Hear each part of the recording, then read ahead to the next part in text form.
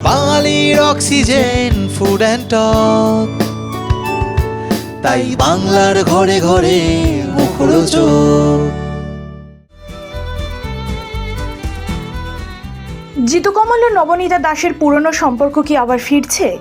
এই প্রশ্নেই যখন সরগরম সোশ্যাল মিডিয়া, তখনই প্রায় 2.5 বছর পর শুক্রবার গভীর রাতে প্রাক্তন স্ত্রী নবনীতার সঙ্গে এক ফ্রেমে ধরা দিলেন জিতু। আইসক্রিম হাতে খুনসুটিও করতে দেখা যায় তাদের। তাহলে কি পুরনো সমীকরণ ফিরল? আসল বিষয়টা অন্যরকম। সায়নী ঘোষের জন্যেই নাকি রাত 2টোর সময় নিজেকে প্রমাণ করতে মরিয়া হয়ে প্রাক্তন স্ত্রীর কাছে ছুটে গিয়েছেন অভিনেতা, এমনটাই দাবি নেটিজেনদের। জিতু কমলের দেওয়া একটি বিশেষ সাক্ষাৎকারের পর সায়নী ঘোষ একটি পোস্ট করেন। সেখানে তিনি জানান 2022 সালে জিতু ও তার প্রাক্তন স্ত্রীকে উত্ত্যক্ত করার ঘটনায় তিনি ব্যক্তিগতভাবে সহযোগিতা করেছিলেন, যদিও সেই ঘটনার সঙ্গে তার কোনো সরাসরি সম্পর্ক ছিল না। গত রাতে জিতু লাইভে এসে বলেন, নোংরা রাজনীতি এবং খোঁচার ঊর্ধ্বে উঠে সমাজকে দেখিয়ে দেব যে ডিভোর্স হওয়ার পরেও আজীবন খুব ভালো বন্ধু হয়ে থাকা যায়। শুধু তাই নয়, পরোক্ষভাবে কেন্দুয়া শান্তি সংঘের পুজোয় সায়নীর বিরুদ্ধে প্রভাব খাটানোর অভিযোগও তোলেন জিতু। শুনে নেব আর কি জানান তারা। বাবা, এখন রাত বাজে 2:02। এই জায়গাটায় হঠাৎ করে এলাম একটু কুলফি খেতে। এই জায়গাটার নাম হচ্ছে কেন্দুয়া শান্তি সংঘ। দুর্গাপুজোর বাঁশ পড়ে গেছে, সত্যি সত্যি সত্যি দেখা যাচ্ছে না এইখানে। মানে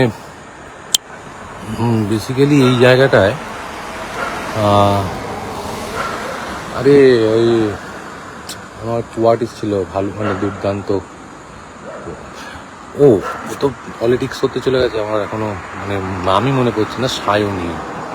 সায়নীর এটা ব্র্যান্ড অ্যাম্বাসেডার ছিল। এখানে একটা দারুণ ছবি ও সুন্দর, ওকে মানে মিষ্টি দেখতে তো, গোলমুখ।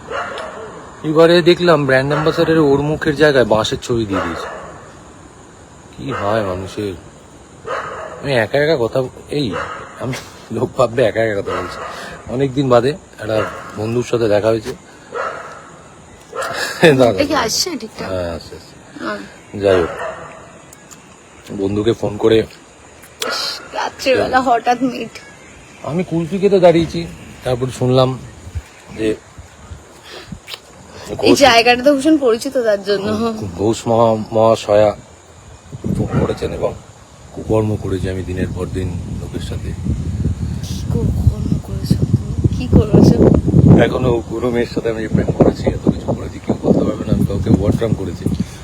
আমাদের মধ্যে আসলে বাঙালির মধ্যে একটা ব্যাপার আছে, বাঙালি রাজনীতিবিদদের মধ্যে ব্যাপার আছে, ডিভোর্স করলে একজনকে দিয়ে একজনকে খোঁজা মারা যায়। উঠে উঠে আমরা দেখিয়ে দেবো সারা জীবন বন্ধু হিসেবে থাকা যায়, সারা জীবন। কেন বলছি এটা?